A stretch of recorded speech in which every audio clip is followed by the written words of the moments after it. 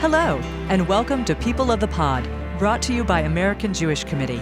Each week, we take you beyond the headlines to help you understand what they all mean for America, Israel, and the Jewish people. I'm your host, Manya Brachear Pashman.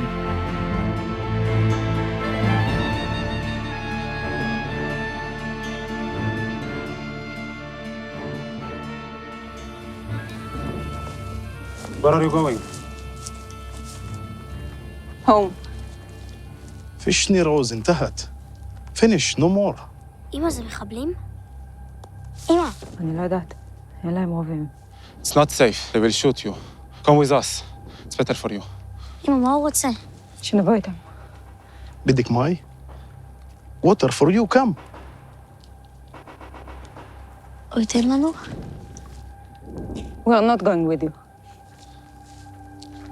You can't go there.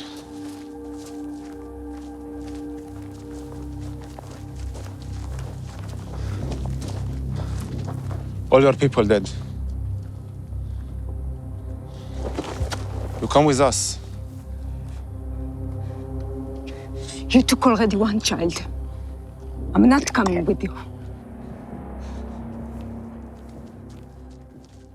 Academy Award-nominated film producer Lawrence Bender has quite a repertoire for both feature films and documentaries.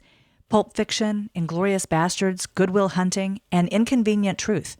In fact, his works have earned 36 Academy Award nominations. His most recent TV miniseries is a more personal project. On the second anniversary of the October 7th Hamas terror attacks on Israel, Paramount Plus began streaming a 4-episode series called Red Alert about the attack on festival-goers, innocent passers-by, and families waking up to terrorists inside their Israeli homes that day. A tragedy that many of us, either on this podcast or listening, have watched with overwhelming grief for the last 2 years. Lawrence is with us now to talk about how he grappled with this attack on Israel and the rise of anti-Semitism that followed. Lawrence, welcome to People of the Pod. Thank you, Manya. It's good to be here. So the clip that we played at the top of this episode, it's one of the few clips in English. Most of the dialogue in this show is in Hebrew with subtitles. But that scene is a woman, Batsheva, and her 2 daughters. They're walking across a field trying to return home, and her son has been taken. Her husband is gone. This series weaves together her story and 3 or 4 other ordinary civilians fighting for their lives on October 7th, 2023. You know, as someone personally who's been immersed in this subject matter for 2 years, to be honest, I had to muster the energy to watch this, and I'm so glad that I did. But as we're still waiting for the last hostage to be returned, why was it important for this show to air now? Well, thank you so much for doing this with me, and thank you for playing that clip. I have to tell you first, I love that clip. I love that scene because one of the things about the show and the stories that we portrayed is that even with the horrific things that happened on that day, people still were able to fight back. People were still able to be strong. A mother with her daughter and her infant stood in the face of a terrorist and stood him down. In real life, this happened. Now, not everybody was so fortunate, and her husband, Ohad, was not fortunate. And her son was taken hostage, as you mentioned. But it does show her personal power in this horrific situation. And I just thought, this woman is a real hero. I've spent a lot of time with her, and Batsheva Olami, and she's really an extraordinary human in all ways. So thank you for playing that clip. So in terms of the show, I felt on October 8th, it's just amazing how quickly, before Israel did anything, the entire world quickly turned against the very people who were the victims. And having spent subsequently a lot of time with people on the set, because as you mentioned, this show is about real people. And those real people spent a lot of time on the set with us. And the very people that were traumatized felt isolated, they felt alone. And they're the very ones that need to be loved, that need to be hugged, that need to be supported. Anyway, I just felt like I needed to do something fast to try to show the world what really happened, and Red Alert is the result of that. Do you fear that the world has already moved on? Oh, that's a good question. It feels like we've passed a tipping point, actually, in terms of Jew hatred and anti-Israel and anti-Semitism. even as we are now trying to have a peace process, right, that somehow we are stumbling forward. And if that's going to happen, people need to understand why we're here. And why we're here happened on October 7th. And if you watch the show, hopefully you're pulled into the show and you have you have an emotional journey, and then you understand, oh, this really happened. And you understand that's the truth. And only when you really understand the truth of October 7th do I really think that you can really get to some sort of peace. So is this different from other historical events? A lot of movies and television shows commemorate historical events like the Holocaust, for example, but they happen years later. They're made years later. I kind of call it the never forget genre. But is October 7th unique in that it's not a question of whether people will forget or move on? It's a question of whether they believe that this present is actually true. That's right. There's the deniers. There's people that just don't know. There's people that forgot maybe. There are people who I know that I had to explain. It's interesting.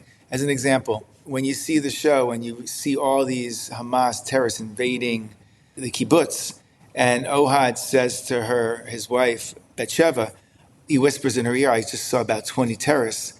And someone said to me, who's not unintelligent, I didn't realize there were that many, right? I didn't realize that. And if you're not really paying attention, maybe you don't really know. And look, they're the haters, which are never going to change. But I think there's a large group of people that just don't really understand. And they're the ones that I feel we have a shot at showing this to and having a conversation with.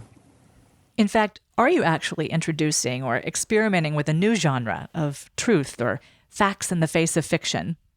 I guess that's true. I didn't really. It's true that, this just happened, and some people ask over this last, when Paramount released the show, I've been asked the question, is it too soon? And my answer is, I feel like it's not soon enough. And I felt like immediately I needed to work on something. And this is the result of that. For me personally, there are many collaborators of people on this show that incredible, my Israeli partners, my American partners. There's a lot of amazing people that came together to work on this, to make this show. But we really felt like time was of the essence because the world was shifting so quickly. We wanted this to get out there to show the world what really happened. One of the reasons I'm pressing you on this was not a fiction film. This was based in reality. You said you met Batsheva. The actors prepared for their roles by meeting with the very real people who they were portraying in this show, whose stories they were recreating. I'm curious what some of the takeaways were for you, for your colleagues, from your encounters with these victims, with these survivors, and did anything about the production ever change after they got involved?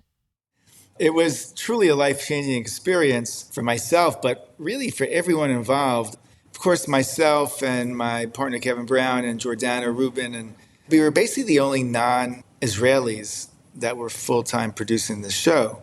And everyone else was a citizen of the country. Everyone else, was affected dramatically. Everything but from our Key Grip's brother ran the kibbutz Re'im, where we filmed that area. That was a kibbutz overrun by terrorists, right? His brother survived. So it was really like every single person at some point, we call it triggered, but it really happened quite often where you have a scene and people just have to stop for a second and take a moment, whether it's an actor finishing a scene or a crew member, partaking in the making of the scene.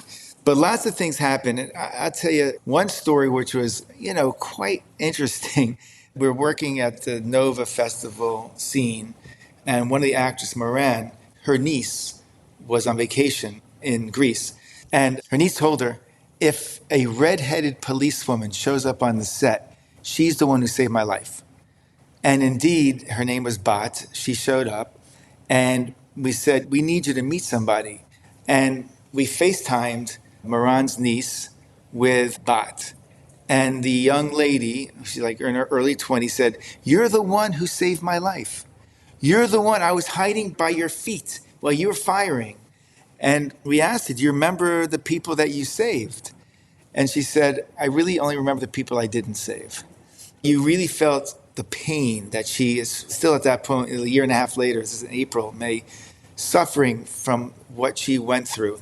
An RPG hit nearby her. She went flying through the air.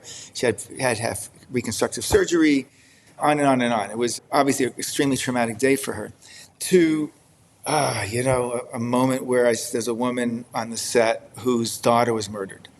And someone on my crew, actually Maya Fisher, has said, there's someone here I want to introduce you to. It's after lunch. And I spent some time with her. And I asked her, how do you go on? I can't imagine losing my son in this way. It's just unimaginable. And I asked her, do you have a rabbi? What do you do to survive? And it was a very difficult emotional exchange. And sometime later, she had sort of retold that encounter to somebody else on the set who came to me and said, that woman you're talking to, she told me what happened, this conversation. And she said, this Hollywood producer came all the way from California. She doesn't know me from Adam, and sat down with me for an hour to hear my story. And it clearly meant a lot to her. And again, you realize that the very people who were traumatized directly are not getting the love, are so isolated, and people are against them. And it made me feel even more, determined to tell these stories for the world to understand. Every day we had these type of difficult, emotional, and to be honest, I was extremely honored every time I met someone. I spent every Saturday night at Hosted Square. Because we were making the show, I got to spend time backstage with all the families who had loved ones in the tunnels. It was a deep dive into this. Now, I have to tell you, on the other hand, the filming, while a war is still going on, it's like things you don't have to think about normally, right? So as an example, we were in a town and we're filming a shootout between the IDF actors and the Hamas actors. They're actors. I keep saying they're actors, right? Because they are actors. But the mayor and the chief of police in the town were extremely worried because they look real, right? They look like real people. And unfortunately, the cemetery is littered with people who have been murdered and killed by the Hamas, and all the other men who are there, they have gun, they carry.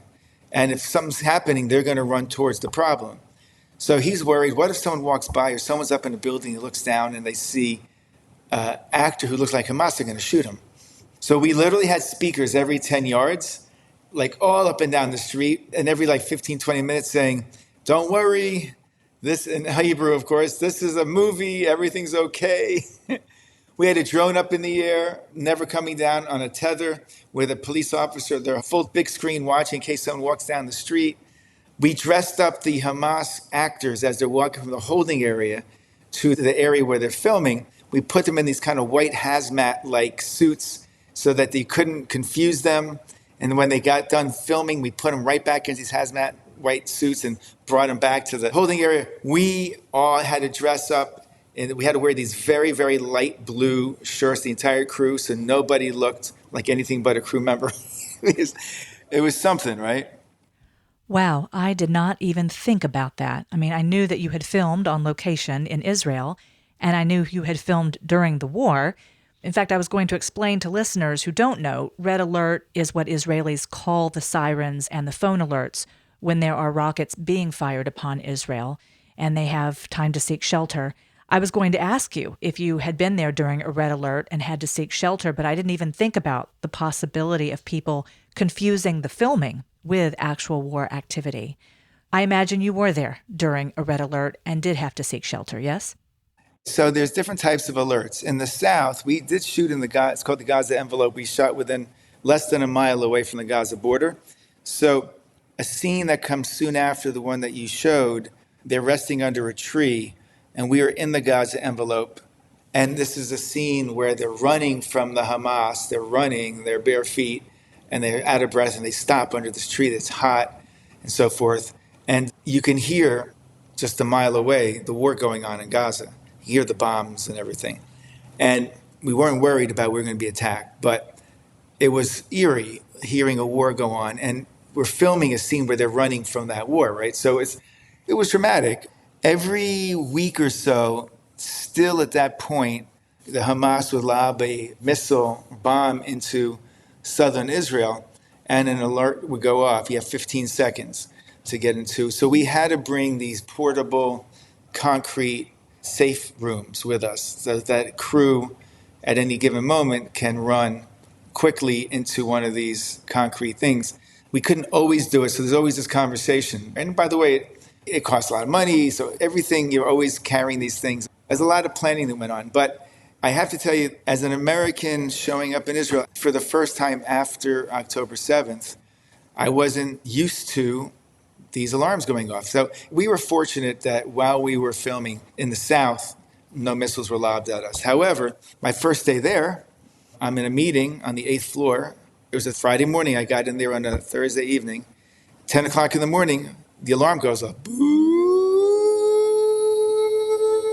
I mean, just like that, right? And it's loud. And you have these buzzers. Everyone's phone is buzzing, not like the Amber Alerts we have, but like really buzzing loud. And everyone stops and looks at me and they apologize to me. They're apologizing. They go, oh, we're really sorry, but it's an alert. We have to go into a safe room. Oh, don't worry. It's just from the Houthis. It takes 8 minutes to get here. Now, it's an intercontinental ballistic missile. These are real big missiles. They can really do bad damage. Don't worry. The Iron Dome usually gets them. It's really okay. So we go into, and they pick up their Danish and their coffee. And of course, I take out my cell phone and I'm videotaping. And then we go in there, and when it's off, we go back to the meeting. And the meeting starts as if it never happened. And then they stop and they go, oh, how was that for you? And then I just didn't realize what was the emotion that was going on, because we're not used to having missiles shot at us. It's not normal. And I started to bubble up with emotion, and I had to stop myself. I didn't want to cry in front of all these people that I barely knew. So I had to suppress my feelings. Like, don't worry, it's okay. You're having a normal reaction, right? And that happened quite often while I was there. Now, you do get used to it. And the last night I was there, I was having dinner outside, tables outside, in restaurants everywhere. So we're having a typical outside dinner, and they're handing the fish, and the alarm goes off. And we go, let's eat. And we don't go into the restaurant where they're called mamas. We don't go into the safe room. So that's kind of the quote-unquote normal life. Now, can you imagine here in the United States, we get a missile from Mexico or Canada or wherever. No one's going to put up with that. That's just insane. It's insane what people in Israel have to go through. It really is. But it's interesting that you've kind of adopted the nonchalance that your colleagues had at the very beginning of the trip. It does sound like October 7th changed you personally. And I'd like to know, as a progressive Jew, on what level did it change you as a human being? I mean, how did it change you the most? I've been an active Jewish person for maybe 25 years. I went to Israel. My first time, I was ready, as far as I'm concerned, I was too old already to go for the first time. It was in 2003. I went with the Israeli Policy Forum, and we met with a lot of people there. And we ended up going to Ramallah, met with Abu Mazen. We went to Cairo and met with the president there, Barak, and met with a lot of people in Israel and so forth. And I've been involved one way or another for quite a while. But of course, October 7th was dramatic. Of course, I was safe in my house in Los Angeles, but I still watched in horror. And of course, October 8th, it's just hard to understand what happened. With the latent anti-Semitism, Jew hatred that sits there, I still don't quite understand it. It feels like anti-Semitism never went away, but it was underneath, and it just gave a good excuse to come out. And now the world is where it is. So yeah, for me, I became much more active than I was before. It became much more important to me, my Jewishness, my relationship to Israel. I want to protect Israel as much as I have that power to, whatever my ability is. Like a lot of people I know, it's become a really important part of my existence. And it's like a new chapter in my life. I'm absolutely looking for more Jewish or Israeli projects. I'm looking to do as much as possible in this area. A number of your colleagues in Hollywood have proposed boycotting Israeli film festivals, institutions, projects. They're going the opposite direction that you are. And I'm curious if you had difficulty finding an American network to air this series. And what do you say when you confront colleagues who do want to boycott and are hostile toward Israel? There's different groups of people. They're true haters. I don't think that you can ever even have a conversation with them. There are people who just don't understand, and those people you can. And there are people who they're trying to be good people. They're trying to understand, like, what don't you understand about women being brutally raped and murdered? It's a little hard for me to understand that, actually. But there are a lot of good people who just are either confused or got too much of the wrong message. But the one thing I would say straight up is, let's take an analogy. There's very few people that I know that you see on TV, on any news show, that is very empathetic with the regime in Iran, as an example, right? I mean, it's a brutal regime. If you're a liberal or if you're a conservative, there's very few people who support that regime here in this country, right? But they don't boycott their filmmakers, right? They actually give their filmmakers Academy Awards. So why is that with Israel? I feel like there's something very misguided here in Hollywood. Now, we got really lucky when it came to distribution, I just have to say, because we were supposed to go out to sell the show. Like, it was fully financed from equity and from Keshet, who's the local Israeli. This is the biggest network in Israel. By the way, it really performed well there. But now we're going to go sell it here in the United States and the rest of the world. And it's early September, which is our deadline to do that. And Israel bombs Qatar, and then this boycott letter is signed. And I have to tell the investors, it's like, this is not a good time. We cannot go sell. We're just going to fail. And there's no second chances. And, I was getting into dramatic arguments with my investors because they really felt strong. You got to be like that character in your show. The police officer is going to save his wife, and, nothing's going to stop you. And I said, yes, I'm with you. I developed that character. I know. In the middle of these arguments, I was at Skip Brittenham's memorial. Skip is like this beautiful man who was like the Mount Rushmore of lawyers here in LA. He's just a great human, and one of those guys that wants to make deals, not just take everything and have the other guy get nothing. He's just a real mensch, right? And well loved. Anyway, unfortunately he passed, but I was at his memorial and I ran into David Ellison. And I know David a little bit, not well, but I know him a little bit. And I also know that, he loves Israel from what I've read and so forth. And so I went up to him and said, hey, man, we talked. And I said, you got to know what I'm doing. And I probably got 3 words out of my mouth. And you can see him go, I'd love to see this. This sounds amazing. And it sounds like it's exactly the timing we need. And we sent him the material. And he watched every episode himself. And then he gave it to Cindy Holland, who runs Paramount Plus, his main person. And, they said, we do this, we want this. It would be an honor to be your partner in this. It was actually quite humbling. And it was an incredible moment for us to have David Ellison and Cindy Holland say, hey, we want this. Now, then they said, we need to drop it. We want to drop all the episodes on October 7th. Well, by the time they got those episodes, it was like 2 weeks to go before October 7th, or a couple of days before. And so we had to work double, triple shifts to get it done, but of course we did. This actually reminds me of a conversation I had with playwright, screenwriter Oren Softy for The Forgotten Exodus, which is a podcast series we did about Jews from the Middle East. He spoke about his father's side of the family, which hails from Aleppo, Syria. And he shared a lot of his frustrations with the modern anti-Israel movement and sentiments in Hollywood, the protests, which he's been trying to combat in theater and on the stage.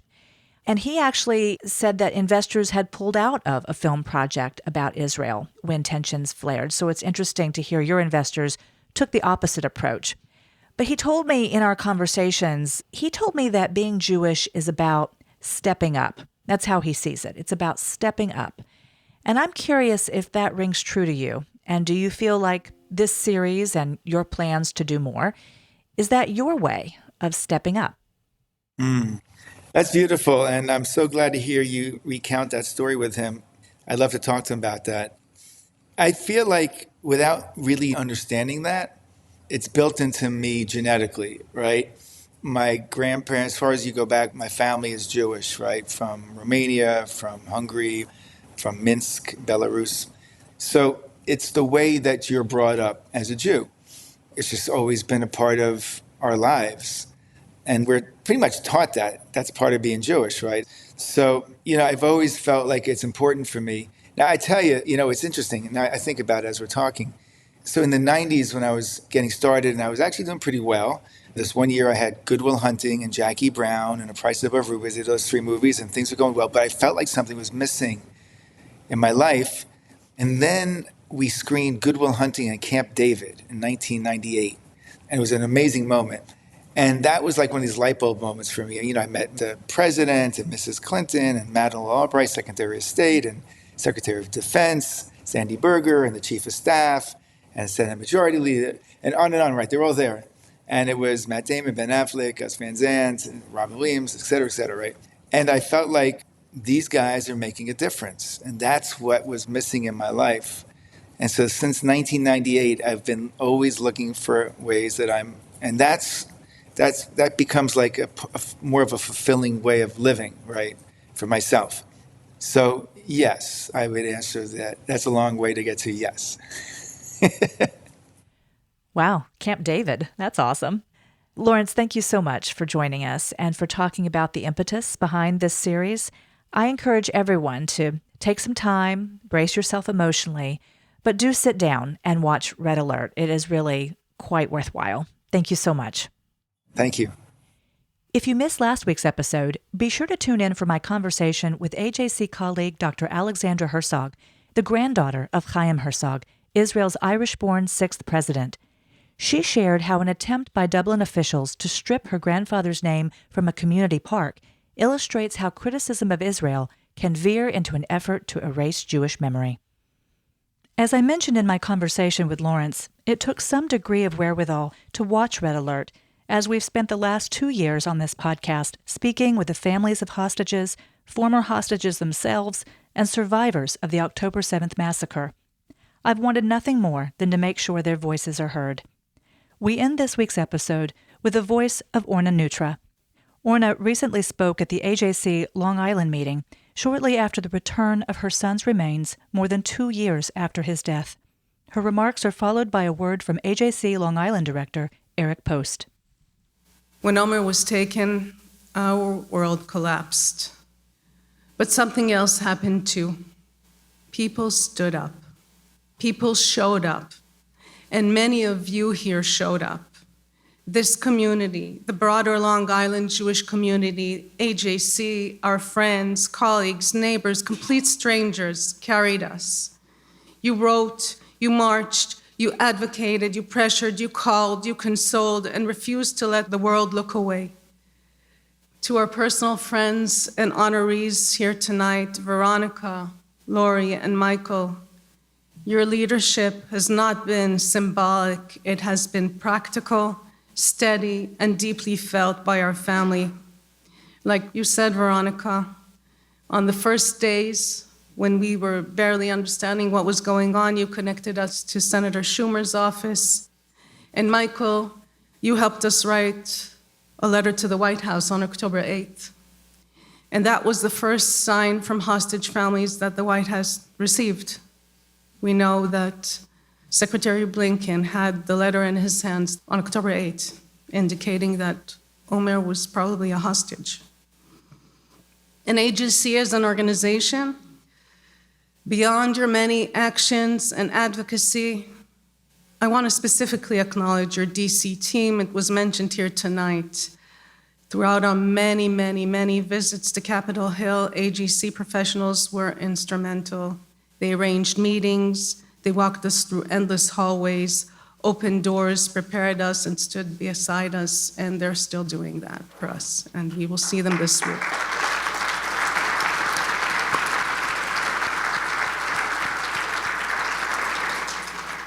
Always professional, with purpose and humanity, and we will never forget that. Over these 2 years, we learned something essential, that when Jewish families are in danger, the responsibility belongs to all of us, across movements, across generations, across continents. This work is the work that AJC does every day. This is the work that everyone here in this room understands. Since the horrors of October 7th, AJC has been empowering leaders around the world to take action against anti-Semitism and stand with Israel. But we cannot succeed alone. Please consider supporting AJC's work with a year-end gift today. Right now, your gift will be matched dollar for dollar, making double the impact. Every gift matters. Every dollar makes a difference in the fight for a strong and secure Jewish future. Donate at ajc.org/donate. That's www.ajc.org/donate. Thank you for listening. This episode is brought to you by AJC. Our producer is Atara Lakritz. Our sound engineer is TK Broderick. You can subscribe to People of the Pod on Apple Podcasts, Spotify, or Google Podcasts, or learn more at ajc.org/peopleofthepod. The views and opinions of our guests don't necessarily reflect the positions of AJC. We'd love to hear your views and opinions or your questions. You can reach us at peopleofthepod@ajc.org. If you've enjoyed this episode, please be sure to tell your friends, tag us on social media with #PeopleOfThePod, and hop on to Apple Podcasts to rate us and write a review to help more listeners find us. Tune in next week for another episode of People of the Pod.